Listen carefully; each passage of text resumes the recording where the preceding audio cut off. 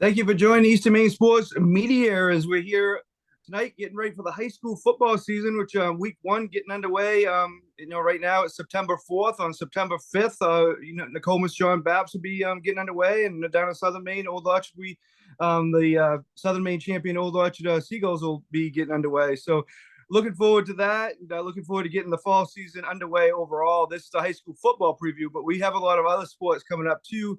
Opening night field hockey is tomorrow night. We'll have the PCHS Pirates and Foxcroft Ponies right on these same airways. And Friday night we'll have Belfast football at the defending Northern Maine Class D champions, the Foxcroft Ponies, trying to defend that regional title and go one step further this year. But we'll have that for you Friday night. We'll have more field hockey, soccer, and football as we go on. But tonight, I got two special guests with me. I'm going to let them introduce themselves. First, you know me, I'm Mark Callan. You'll hear me on the field hockey game tomorrow night. I'll be on the camera on Friday night as Chris Lessner and Gabe Nason will be doing the broadcast for you on that one. But so you'll see me all over Eastern Maine Sports, all over the place. Being out there. I'll probably be out there Saturday too, getting some videos of the Orono Dexter game. We don't have that broadcast, but I'll probably be out there getting some videos for you for that. So I'm going to first hand it over to Andrew Hart. He's going to tell you who he is and what he does and where you can find his information. Thank you very much, Mark. Andrew Hart here from Maine High School Football, the comprehensive news source for high school football in the state of Maine. And boy, oh boy, am I looking forward to the season kicking off tomorrow night. Excellent. Bob Beetham. Yes, I am the public address announcer, and I've got my first football game tomorrow night with the John Baps Crusaders. I'm the PA voice of the Crusaders, and they'll be at University of Maine's Harold Alphonse Stadium tomorrow night, taking on the Nokomis Warriors. And I also am the PA voice for the Bangor Rams, and they will open at home Friday night against Thornton Academy at Cameron Stadium. Busy weekend for you, as it usually is come this time of year. You're also the PA guy for Mansfield Stadium. Well known. You probably had a busy summer too, huh, Bob? Very busy summer. All right, we're going to start off here. As I said, we're going to touch on the high school football season coming up, and we're going to start with Class A. The Thornton Academy is the defending champions. They defeated Portland in the state championship game last November. And first, Andrew, let's talk about Thornton Academy a little bit. The saying goes with Thornton Academy, they don't, they reload every single season. And, coming into this season, that couldn't be any further from the truth. As usual, very strong crop of upperclassmen that they're going to be looking in and across the state. Most of the folks in our media field are pretty much giving them the nod as the odds-on favorite. And that's not exactly because they're defending champions. You look at who Kevin has across the board, you're going to probably see some strong candidates come Fitzpatrick time by November. Bob, let's talk about a team in the north. And what does Bangor have coming back, and what do you expect out of them this year? Bangor returns a very veteran group this year, which hasn't been the case the last couple of years. Really strong junior class. They've moved Kyle Johnson, who was a tailback last year. He's going to be the quarterback this year. And saw him Friday night against Brewer, throws the ball very well. They can also go to an empty set in the backfield. They'll go with the spread formation, and then he can either run, pass, or, he's about 230 pounds, so he's, certainly tough to bring down. Bangor is certainly going to be much improved this season. 4-5 last year after only winning one game when that group was freshmen. Now these kids are juniors. They've got some seniors. But the schedule's a lot tougher this year, too. Friday night, I'm very interested in seeing, too, because obviously Thornton Academy is the gold standard. And we're going to see Bangor doesn't necessarily have to win Friday night, but if they can keep that competitive, maybe, it'll show the gap maybe is closed a little bit, and they're certainly ready to compete. Bob, do you consider Portland maybe the favorite in Class A North still, or who do you see challenging them? I would say Portland in Class A North would certainly be the favorite. I anticipate a Thornton-Portland rematch. But, maybe that gap is narrowed a little bit. Obviously, Oxford Hills, Wyndham, I think Bangor may be able to jump up in that mix. But I guess we're going to find out a lot about the Rams Friday night. Yeah, Andrew, a big one to start off the season, right? Oxford Hills and Portland, that should be good, huh? Definitely going to be a measuring stick for Oxford Hills. Mark Soren stepping down, as everybody's known. He's kind of been that face of the growth of the Vikings over the last 10 some years. You have to, for where the Vikings are at, you got to look at him. You got to look at that slow, steady progression going all the way from winless seasons around the turn of the millennium, all the way up to back state championship appearances and their state championship victory. It's definitely going to be an interesting way to see just where the Vikings lie with their new coach coming in. Try to see, are these guys, are they going to miss a step, or are they going to go in a slightly different direction than in years past? Yeah, let's move on to Class B, and Bob, just talk about some of the teams in the North. Kenny Bunk's a defending champion. They defeated Lawrence in the state title game last year. But maybe some of the teams in the North you see, battling, probably Lawrence, and who else? I really like Coney a lot this year too. I think Coney finally takes that next step forward and maybe gets to a state championship game this year. Last time they were in the state game is 2013, but Coach Lippert and his staff have built a consistently strong program there. Parker Moran's going to be one of the top quarterbacks to watch this year. But I think I really look at B North as a three-team race. Two of those three play Friday night with Coney and Messalonsky. And then Coney turns around the next week to host Lawrence. So they're going to face the two top contenders in B North the first 2 weeks of the season. But I would certainly think those three teams probably a cut above maybe the rest of Class B North. Yeah, definitely can kind of see where Coney's at right off the bat the first 2 weeks of the season. Andrew, now Kenny Bunk, as I said, comes in the defending champions. How do you see Class B South kind of measuring up? The tough thing about Class B South last year, it almost seemed like it was a bit of a down year. I think everybody knew Kennebunk was going to be a rough and tumble team coming in. You had Marshwood kind of looked a little bit down. Massabesic got a lot of good hype considering they had a strong crop coming in. But I think what Keith Knoll's been able to build in his very short time as the Rams coach is going to instantly put them on top. The one team that's really going to kind of keep my focus is going to be Cheverus. A lot of talk over the off season when they announced that the well-traveled, the well-experienced coach Skip Capone taking over the reins over there for the Stags. He tends to be a very rough, tumble, ground-orientated coach when you look at some of the teams that he puts together. And the Cheverus, when they were playing in Class C South last year, looked to be the sort of team that he wants, the type of ground game where basically they just continue to pound the rock, keep going. And I think they could be a bit of the surprise team coming up. Another one that looked pretty good starting out of the gates last year was Deering. They had a brand new coach in Brendan Scully. He has been around a little bit over at Massabesic, but he took over that team and I think he shocked a lot of people with the sort of strong start. If I remember right, they started out of the gate going 3-0, little bit of a surprise. They kind of came a little bit down to earth towards the end of the season, but now that they know what sort of team they've got, they could be another one that could be a bit of a surprise on the uptick up there. What about Andrew? What do you think about Class C North? We got kind of Bob's thoughts on that. What are your thoughts on Class B North? Sorry. The first team that I'm going to be looking at right away is Coney. BL Lippert will tell you that he loves the air attack, and it's been obvious over the past, over his tenure. He's had some very strong quarterbacks. He's had some really strong games, and no offense to Lawrence.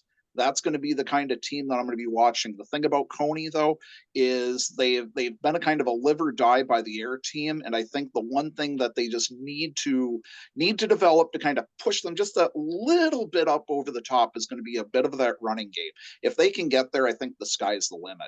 The other team that I'm going to keep keeping an eye on is going to be Messalonsky. When they came starting out into the regular season, they had a brand new coach up there in Blair Doucette, and he was another one kind of that attack proponent. And when he started off, his teams were kind of, flying high through the air. And they shocked, well, at least in my opinion, I think they shocked quite a few by going 7-1. The question that I'm going to have is, can they kind of duplicate that? It's a big ask to ask anybody to go perfect in the regular season, so I'm not going to put that sort of expectation on them, but I'm going to be curious. Can they match that sort of win total? Maybe can they go a little bit farther than the regional semifinals? That'll be kind of the two big pieces I'm going to be watching. And in interest's sake, Coney was the team that beat Messalonsky last year in the Northern B regional semifinals. Yeah, B might be the most kind of competitive league, really, overall. South and the North. Don't you think? Definitely. I think top to bottom, you're going to see a lot of interesting battles, a lot of interesting fights that are going to be taking place with a bit of a restructuring of the playoffs. You're going to see maybe a little bit more fight going in for the bottom teams instead of, and I know that wasn't necessarily the case in B, but where you've only got 6 teams making it in, you're at least going to see, teams trying to fight it out for those playoff ranks where it's not just a gimme. Excellent. We'll move on to Class C. Bob, kind of Levitt rolled, obviously once the playoffs started. But how do you think their tough schedule kind of helped them, that they had last year? That certainly helped them a lot. I mean, regardless of who they played, it was going to be a mismatch in the state championship game last year anyway. But I mean, it certainly helped them. But regardless of who they played in the regular season, I think they were going to be right there in the end. But it certainly showed the rest of the, yeah, I mean, it certainly showed the rest of the state though that again, they were probably the best team in the state last year, regardless of class. Yeah, and do you kind of see more of the same this year? I think they can repeat. I mean, they're certainly not going to be as dominant as they were last year. Honestly, I really don't know what they've got back this year. I mean, they did lose a lot. And just looking at their schedule, there's not playing Thornton in the regular season this year. They're not playing Oxford Hills. So the schedule is certainly a lot more subdued, still strong, but not, nearly what it was last year. So that's going to tell you something right there. Yeah, and what about the North, Bob? I mean, obviously you got Nokomis tomorrow night, at John Baptist. Facing a good Class D team, but what do you think about Oceanside, Herman, McDermott Valley, kind of that mix right there, and obviously Brewer and Hamden, hoping to improve also. Yeah, I actually saw Brewer the other night or last week against Bangor. Now, granted, the score was 42-0, but Fred Lauer is going to do an outstanding job there, and he's already really got a good culture going there. Ran I formation on offense. They were tough. They were physical. They certainly didn't back down from Bangor in that game, and really didn't make a whole lot of mistakes. But they are much improved from last year. That league, I think, is going to be very competitive top to bottom this year. I like Herman coming out of there. They've got a lot back from last year and kind of came on towards the end of the season. Oceanside's got a lot back on both sides of the line, so they're going to be right there. I know Madomic's going to be very young this year, so I think they take maybe a step back, but should be competitive. So Hamden's got some very good athletes at the skill position. Question for them might be the line, but I think that top to bottom is going to be a very competitive league. Andrew, do you see kind of the margin between Levitt and the rest closer than it was last year? It's going to be a little bit tough to say. Obviously, with Chevrolet's taking the move up to Class B, you've got Brunswick coming out of the 8-man ranks coming in there. I think they may have a little bit of a learning curve. Obviously, when you're only dealing with 3 offensive linemen, kind of opens things up a little bit. And they did have one heck of a nice little quarterback, wide receiver / tight end combination going on. They're going to be, more defenders to contend with, so they may be in for a slight learning curve. But I think in terms of that, I don't know so much if the rest of the region caught up, if maybe, Levitt's graduated a lot of their talent. I think they're still going to be the team to beat, but I think the margin may have shrunk just a little bit. Freiburg Academy certainly made one heck of a close contest in the Southern C regional final game, maybe a little bit closer than some people were anticipating. I think York may catch up just a little bit, but I don't know if the gap was closed significantly enough to where Levitt may be looking over their shoulders in the last couple of meters to the 100-meter dash. And how do you see Class C North shaping up? Some quality quality teams there. Oceanside is the defending champ in the North, but how do you see that shaping up? In my opinion, I still see Oceanside as the team to beat. In my opinion, their head coach, Sam Weiss, he's probably the best top young mind you're going to find in the state of Maine in terms of innovation, in terms of what he does on the offense. Obviously, you look around Northern C, it looks so much like a running league. And last year, that team out of those Mariners, they didn't exactly, they didn't back down. You had the Galleys, you had Sargent throwing, you had Aiden Sargent around as well. Obviously, Galleys have graduated, Sargent's graduated, so it's going to be a little bit of some different faces. I've been told that they've got some big boys coming up on the line, so you might see a slight shift away from just relying upon that air attack and instead maybe being more of a opening up the ground game. But with what Sam calls, I definitely wouldn't want to say anything's a sure bet. The other one I want to keep an eye out for is I've heard nothing but great things about what Kyle Gallant's kids over at Herman have got. There's a strong senior core. I've liked how the progression has kind of gone through Class C North in terms of teams going to the state championship. You had Madomic, you had Oceanside. Who knows? Maybe the Herman Hawks, maybe that could be their year coming out. But I think Oceanside, maybe, I think they're going to have something otherwise to say about that one, but they're not going to be handing over that crown to the region so quickly. Definitely good points there, Andrew. Let's move on to Class D. The best state championship game last year came from Class D. Is quite a comeback by Wells. Foxcroft had the big lead. Now, should we start with you, Andrew? But do you think Foxcroft maybe not having competitive games during the regular season kind of hurt them in that game? Maybe stamina wise, not being used to kind of the close games during the season. It could very well be the case. It's tough to say, but when a team is only able to get their players reps for about half the game just because, blowouts, running time happens,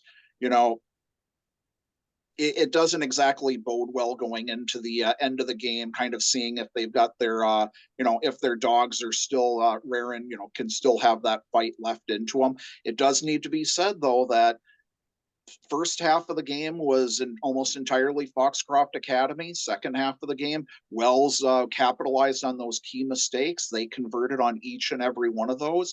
Wells had a strong schedule they had to contend with, and Foxcroft maybe the second half of their games, maybe second half of their their state championship, maybe that had something to say. It's certainly a compelling argument to be said about that. Yeah. Now, Bob, team you see a lot, and you'll see tomorrow night. John Bapps, how do you think they're going to look this year? I think they're going to be very solid this year. They returned this 3-year starter at center in Zach Gaudette and 3-year starter at quarterback in Aiden Willett. They're going to run triple option. But no, I think they're going to be very solid. They got a lot of kids back on the line. They got numbers are pretty good. They've got the high 30s. So I expect Crusaders to be, in the top half of Class D North and possibly, playing again in the regional final. Andrew, you mentioned kind of before we went live, you might kind of see Winslow be a little bit a better team this year, huh? Seems like they're certainly growing. They've got a little bit more veteran know-how, a couple more extra senior faces that are coming in. You got to think, it's been a bit of a down year. It's been a very non-traditional Black Raiders kind of past couple of years where you haven't been looking to the top of the standings and saying, yep, there's Winslow, whether they weren't, being in the first or second. So given the overall depth of Northern D, there's certainly going to be something to be said that John Bapps might be in for a bit of a fight from Winslow for that, for one of those top couple of places in the region. And Andrew, how do you see, again, Wells is a defending champion, but how do you see kind of the South lining up Wells and other teams that are going to be competitive there? End of last year, there were 6 teams in Southern D. the region since increased by about a third with the addition of 3 more teams coming out of the 8-man ranks, whether, for Durigo, Maranacook, Mountain Valley. It's certainly going to add some more traditional faces coming into that region come championship time. I made the mistake at state championship time, kind of not thinking that Wells had it in them. And boy, oh boy, did Tim Roach's boys prove me wrong. I'm sure they proved a lot of other people wrong. But they deserved it. They deserved every single bit of it. They fought to the very end. They made the gutsy call in the end to go for 2 points. Basically, we win, we lose, we lose. There was no middle ground. And that's the type of game that Tim kind of plays. He puts the hand, he puts basically the ball into the hands of his boys and says, go do it. Go win this one. And win they did. But I think they might be in for a bit more of a stiffer challenge. The Winthrop boys, they've got that artificial turf going. They've got a strong core. They've got a good running core as well, which maybe they may not have had exactly all the way around. I think with the quality that they're going to be seeing on the line, they could be a team pushing Wells. They could be a team finishing ahead of Wells. And if that happens, it's basically going to be downhill running for Winthrop.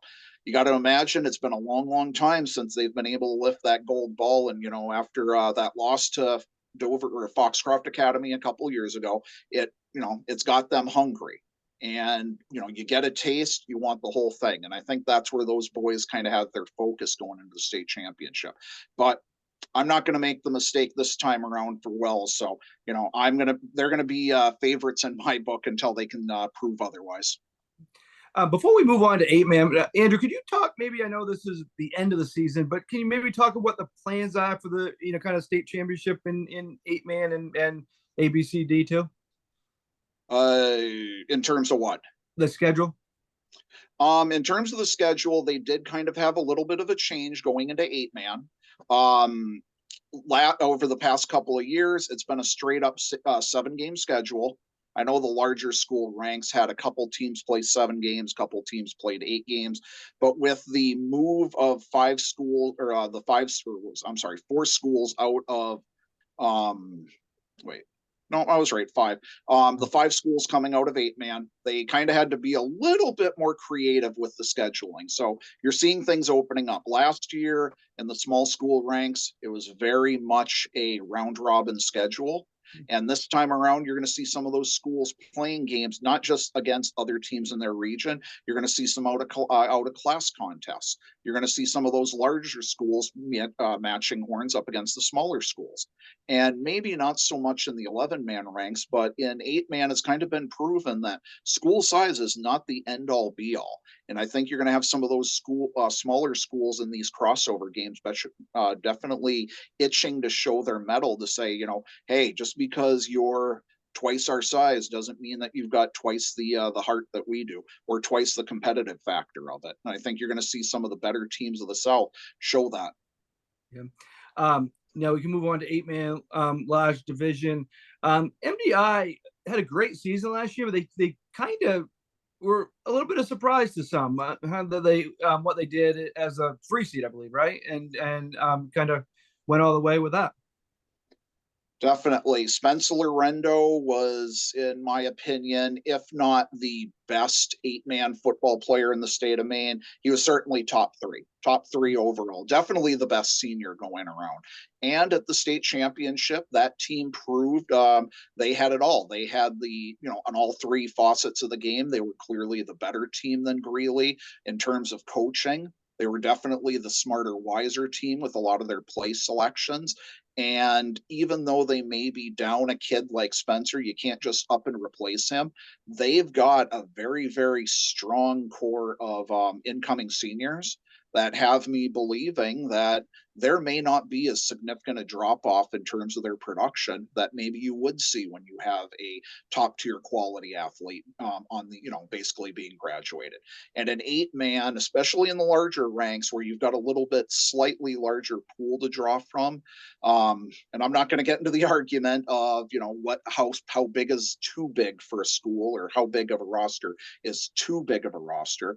But it does need to be said that when your school's got a little bit more options of potential boys athletes to draw in, Trojans have got that opportunity. But I also think that for them, they've got some very wise coaching.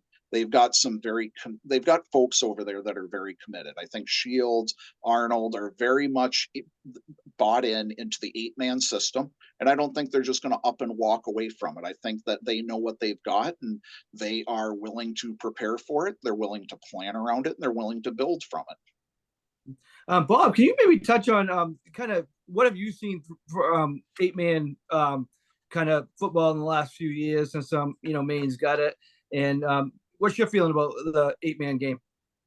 I think 8-man football has certainly played a big role as far as keeping football alive in a lot of communities. And then, as Andrew said, people will look at roster size and say, well, how come they're not playing 11-man football? But it's not so much the numbers that you have, but the makeup of your roster. So if you've got, you could have a 40-man roster, but half of them are freshmen or sophomores, a lot of kids that haven't played, then you're probably better off playing 8-man football and allow those kids to develop, play at the JV level and play appropriate competition. But I think, certainly 8-man football has been a very, very positive thing for the state of Maine.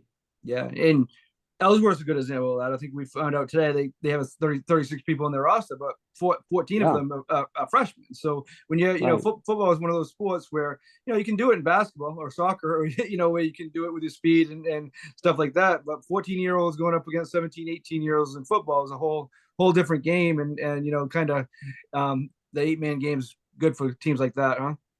Oh, no question. Yep. Now let's go to the small 8-man small school regions, and let's start with Old Orchard, kind of the defending champs from the South. They lost to Orono in the state title game. Andrew, you know a lot about Old Orchard Beach, and what do they got coming back, and what is expected out of them? Old Orchard had probably one of the state's best combinations, not just of juniors, but also of sophomores. It was just a ridiculous pool of riches, ridiculous pool of wealth that they had. And the thing is, even though they graduated quite a few kids coming out of there, the reality is they've still got a big chunk of kids that are still coming up that are going to be seniors as well as juniors this year. And they're not toast by any stretch of the means. The fact that you can have a large bulk of your team playing in the state championship, being a team as dominant as them, and then returning them back is just bad news for the rest of the 8-man community. And who maybe some of the teams in the South you could maybe see challenging or giving them more of a kind of a contest than last year? I did an interview with Bob St. Clair, the Orono coach, last week, and he kind of seems to think like the North's a little bit deeper than the South. Do you see that too? I agree. I think the North is definitely deeper. Seeing Dirigo, seeing Maranacook, seeing those two traditional powers making that move to 11-man definitely opened things up a little bit. Both of those schools were usually in the top 3 for the last couple of years in there. Everybody remembers Maranacook at state, that game-winning touchdown pass by Dexter that won that state championship as the buzzer sounded. But that was Maranacook basically committing, knowing that they had they needed to rebuild their program, and they certainly used 8-man as their stepping stone moving up. They get a new coach coming in who said, this is our plans going forward. Best of luck with them in Southern Class D. But when you remove those two teams from the equation, it's basically going to open up things quite a bit. And it's going to be interesting to see what happens in Southern Class D or on Southern 8-man.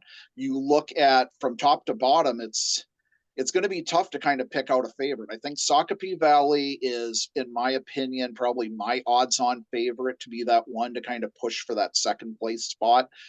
They were incredibly competitive last year. They have a brand new coach coming in, as their previous coach had made the move over to Poland. After them, I'm not entirely sure what to think about it, because the region in general has kind of been up and down. They do have Spruce Mountain coming in. Spruce is dropping down from the large school ranks down to the small school ranks. They had a very, very tough 2023. They did not win a single game at all and ended up having to withdraw from the playoffs due to lack of numbers. They've got a brand new coach, brand new system coming in. Devin Roberts, who was the previous coach for Mountain Valley, is going to be taking over for them. So it's going to be, you're going to hope that, that proud region can kind of build on their football program. Mount View is, they had some struggles, but I think they also were, they had opportunities for growth out there. Telstar has kind of been that X factor. The year, there was that year that they went undefeated in the regular season. Then they kind of came back down to earth. Trape Academy, I think, is just itching to finally break free after a lot of struggles. So I think there's some good stories. I forget about, not to miss on the Booth Bay Seahawks. They were another program. They were the first champions of Class E. They've bought into 8-man football, so they've been a strong component of it or proponent of it. So I think if you look at all of them, there's some really good stories about it. And I think it's, other than Shakopee Valley, it's tough to kind of pick any favorites or even pick in an order. I think that just makes it for an all the more exciting open contest in that region. Yeah, no doubt. Bob, Orono, they won championships in other sports, obviously basketball and football. That kind of helps a program in a school kind of get people involved in sports, doesn't it? Absolutely. Again, Orono's had really good numbers this year, from what I understand. They're up over 30 kids, which is the most that they've had in quite some time. So I know they're really excited there, and they've got some really good athletes. Jack Brewer, the quarterback. Will Francis, probably one of the best athletes in 8-man football. So I certainly think Orono, the favorite coming out of the North this year. Yeah, and Andrew, you kind of see it that way too. And obviously, Coach Sinclair is, kind of optimistic about this year, but they're very humble. They're very humble, and they know they're going to play hard every game. Huh? Yeah, definitely.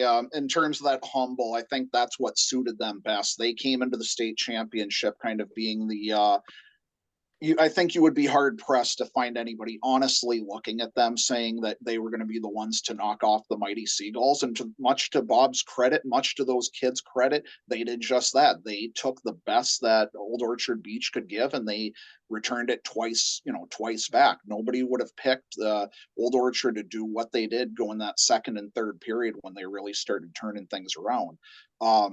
Jack Brewer, I may get some stick for this one, but I think legitimately he is in the top 3 of top quarterbacks in the state. Starting out from humble beginnings, he's kind of been there as that bit of, I'm, the future of Orono, starting as a freshman, riding as a sophomore, coming up through the juniors. I believe this will be his senior year. And if he's not in that contention for Fitzpatrick by the end of the year, I think that's going to be a crying shame, because one of the things Bob and I had a chance to talk about during the long off season was his, Jack's numbers. And truth be known, he's got numbers that might even put him on par, if not slightly ahead of Ben Lucas. That's big. Big praise to be in that sort of consideration. And naturally, that's going to require people to kind of start evaluating how they view 8-man, and do they want to put the numbers that Jack's produced on par with, say, Ben's numbers that he had at Coney. Some people might kind of turn their nose up at it. That's their prerogative. But I think for a fair and honest evaluation, he's got to be in that conversation. He's got to be in that debate. Yeah, and let's talk about another team. Welcome back to MPA football, to Washington Academy. They were, kind of trying to get their program back on its feet. It's a process, but this is a good start, huh? It is. I believe they were champions in the Maine Independent Football League last year, and that's kind of a bit of a collection of other 8-man programs that aren't entirely varsity. You've got the Aroostook Huskies up in Presque Isle. You've got the China Eagles out of in pretty much the same region that you got Erskine Academy. They once used to have a team out of Lincoln. You have a team all the way up in Berlin, New Hampshire, that they do a travel schedule as well. And Washington Academy, Ian Pratt kind of came along, and he pretty much said, we're going to basically be that team for Washington County. They were willing to accept students from all over the place that didn't otherwise have that football chance. And I'm glad that they were able to rebuild themselves to the point where they can return to varsity. I think, Washington County needs its representation to the state. I think they maybe even having a chance to, expand a little bit more if things work out, but glad to see the Raiders are back. An interesting game in week one, a game we actually you'll see on our predictions later tonight. Bucksport and Stearns. Kind of looking for the teams, kind of like in the South, looking for the teams like right after Old Orchard. Kind of same thing in the North, looking for the who's going to 2 through 4 or whatever. And this is a big game to kind of see that early in the season, huh? Definitely is. Definitely is. I like the ramifications that it could set an early power balance coming out of there. When you look at a team like Stearns, they've gone to the regional finals in 8-man small school North the last 3 years. Unfortunately, they've been the bridesmaids the last 3 years, losing the first time to Dexter and then the last 2 years to Orono. So you got to think the Minutemen are not willing to put up with this anymore. They know that they've had a pretty good, strong core. They were definitely a good team last year, maybe a bit even underrated. Second highest scoring team in the northern region coming in there. They had a tough defense, definitely was not willing to get pushed around. So, and they even drew with Bucksport, at the very end. The only reason Bucksport got ahead was that they won that head-to-head game. We'll have to see, though, if the game is going to live up to last year. Last year, their season started off against each other, and Bucksport won that game 30-12. The only reason that it was Stearns that advanced, they met again in the state the state regional semifinals, and it was Stearns that beat Bucksport 46-14 to make their advancement. So, it's definitely it's turning out to be a pretty good traditional LTC showdown. So we'll have to see where the Golden Bucks, where the Minutemen stand coming into this game. Definitely a nice little yard marker for the region and those two programs. You see anyone else in that mix? As I said, maybe 2 through 4, 2 through 5. Kind of who else you see in there? I've always liked Holton. I've always liked what the Shires can kind of do building up. Only thing is they've had struggles with kind of their consistency. Some games they looked awfully strong. Other games you had to it left you a little bit head scratching. They did host their very first state playoff game in football last year. They beat Dexter. They advanced to the semifinals. They advanced to the semifinals in a competitive match for the first time. They've advanced a couple of times due to buys. So I think the question is going to be for Holton, can they make a further progression up? This time around, with the addition of Washington Academy, the loss of Matt Knockhook Academy, it's still going to remain an 8-team region. I still think Holton has enough right there to remain on the upper half. It's going to be incumbent upon, say, your Dexters, your Ellsworths to kind of show if they can build, if they can kind of develop. I like the opening weekend matchup. You've got Washington Academy hosting Ellsworth. I like that game. Another game that maybe you've got a battle of the county, of course, and Valley and Holton. Valley's still looking for that first win. So you've got a couple matches that might set the tone, dare I say, very early on, but at least it'll kind of start showing you that where things lie right off the bat. Yeah. Bob, let's talk about the kind of seems like the numbers in around the state have grown, and that's a good thing. And the indication of that is five teams moving from 8-man to 11-man football. That's been a good thing, hasn't it, Bob? So I think the game of high school football right now is probably the healthiest it's been probably within the last decade. I know probably in the last 10 years, numbers and participation in football have really been declining. Certainly 8-man football playing a big role. And I know there was a lot of talk too when 8-man football first came about within the first couple of years that probably by the end of the decade that there would be more 8-man football teams than 11-man football teams.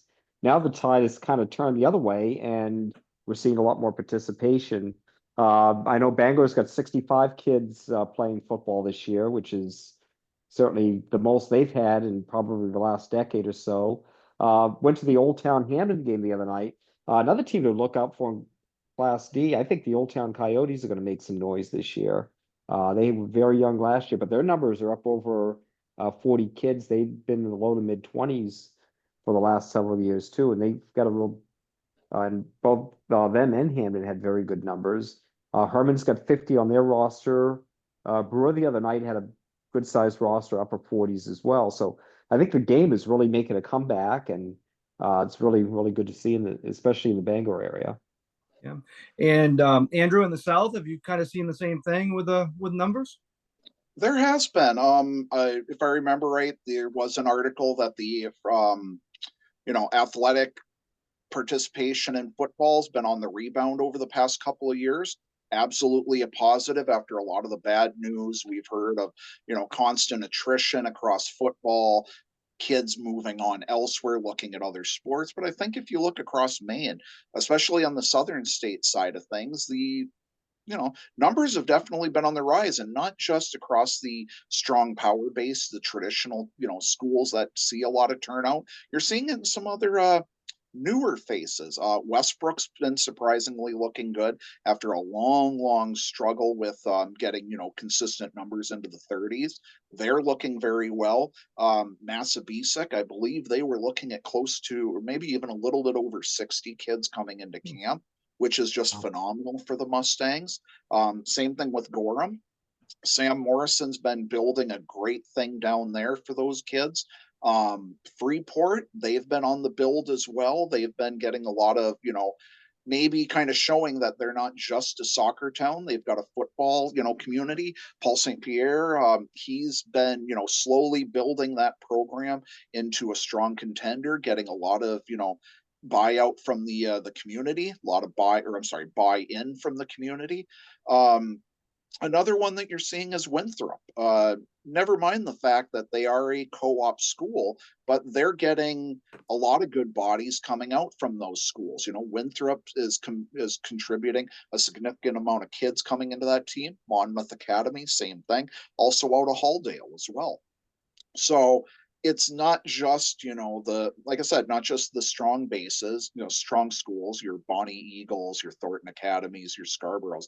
You're seeing that across the ranks there. Now, there's a couple outliers, a couple programs that are kind of presented some worries over the offseason, but I think on the whole, you're seeing football in a much stronger position, maybe than we've seen in the last 10 years. Nice.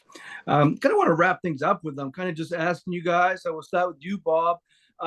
Maybe what are you looking forward to this season the most, and maybe certain games down the road that you might be looking forward to? I think football in this area maybe is as strong as it's been. So I think, football in this area is going to be solid this year. I'm looking forward to, tomorrow night, John Baptist Tacomas. That should be a very competitive game. And then Friday night, kind of, following Bangor all year too. That's a real good barometer for Bangor to kind of see where that program's at. So that game I'm really looking forward to Friday night.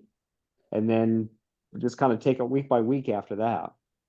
Yeah, and Saturday you're seeing Madomic Valley and Herman, right? Yeah, Saturday I'm going to see Madomic Valley and Herman, and then Saturday night Oceanside at Brunswick. My games that I'm going to go to this weekend.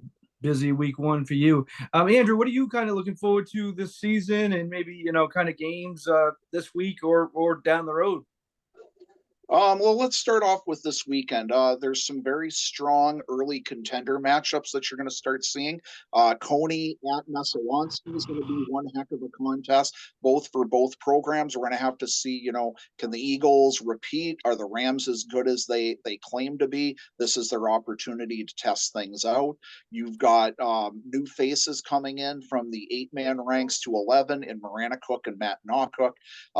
That's a long travel for the Black Bears. We'll have to see if they have their legs going into their Friday night contest, and we'll see where Matt Nawcook Academy is in terms of their build. Leavitt, Winthrop, Monmouth, that's a cross, CD battle. It's going to be interesting to see. Are the Ramblers Ramblers really are they going to be willing to take the Hornets off their perch? And are the Hornets willing to kind of remain that king of the mountain? That's going to be a good one. Another one at the 8-man ranks, besides that Stearns Bucksport, one that kind of caught my eye early on that I'm going to be watching is Morse and Mount Ararat.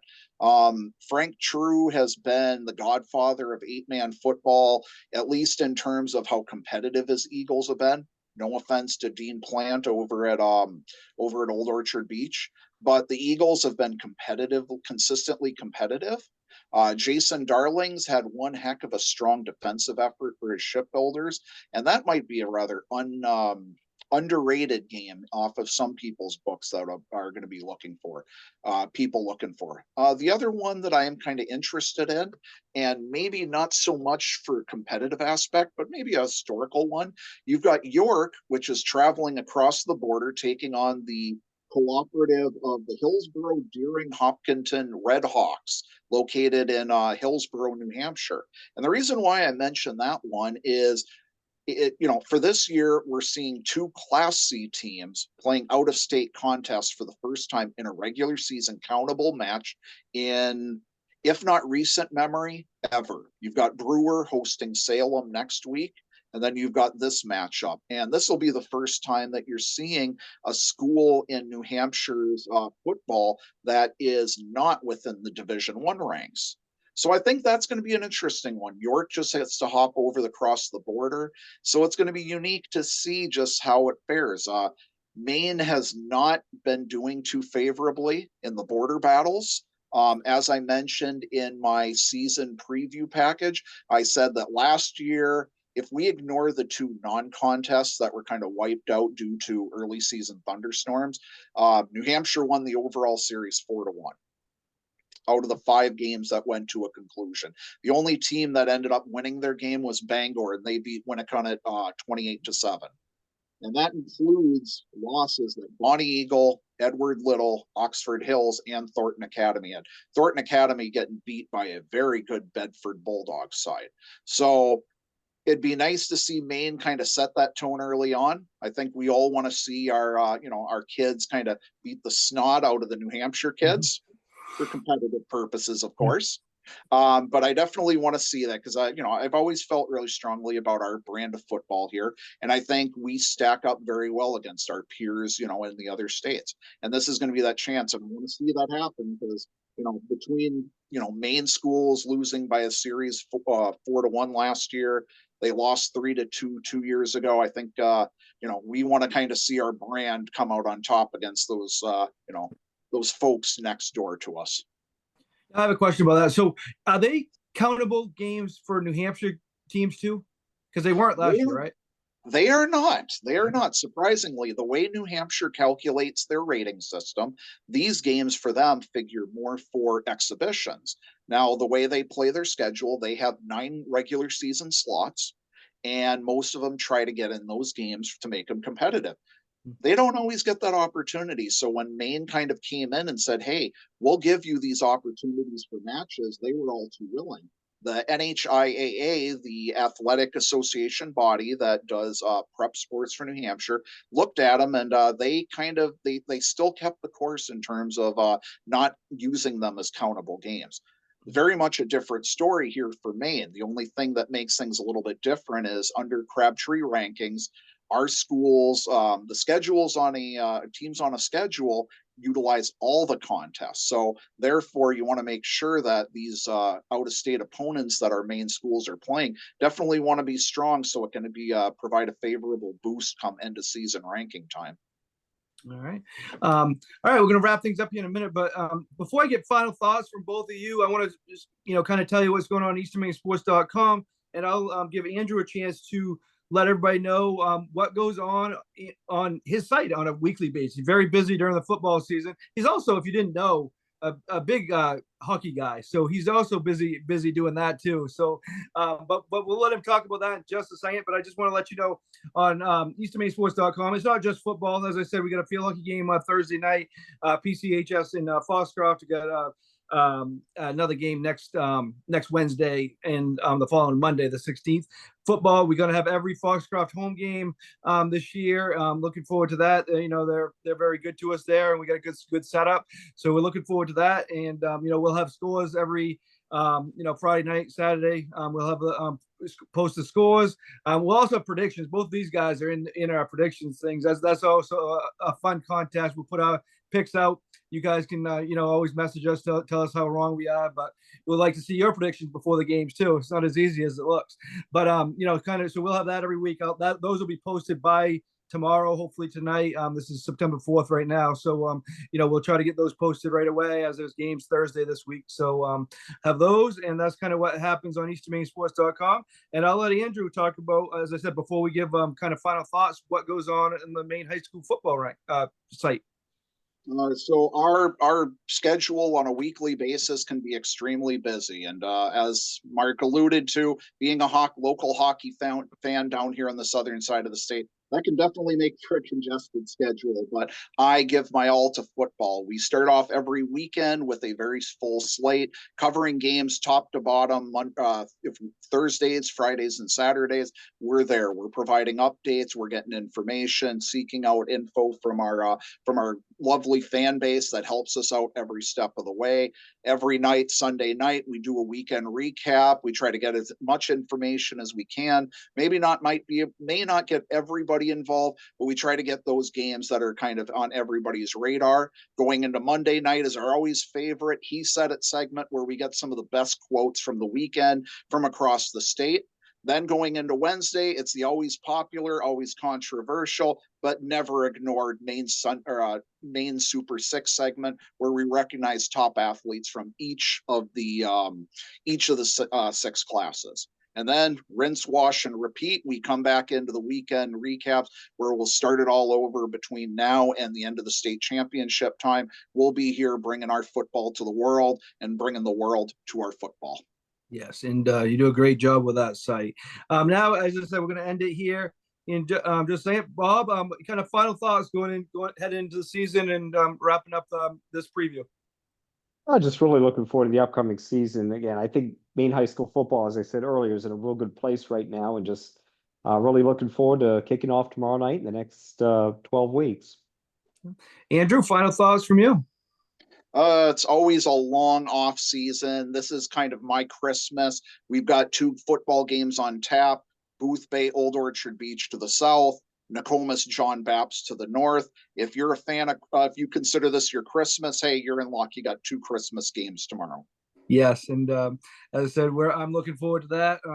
Looking forward to the other sports too, as we'll have those for you too. We'll have we have all the scoreboard schedules and scoreboards listed: field hockey, soccer, field hockey, girls and boys soccer, and football up on the easternmainesports.com right now. You can check those out. The kind of schedule field hockey wise gets in full steam on Thursday. Soccer and football, there are a few games tomorrow, Thursday, for soccer and football, but they get in full swing on Friday and Saturday.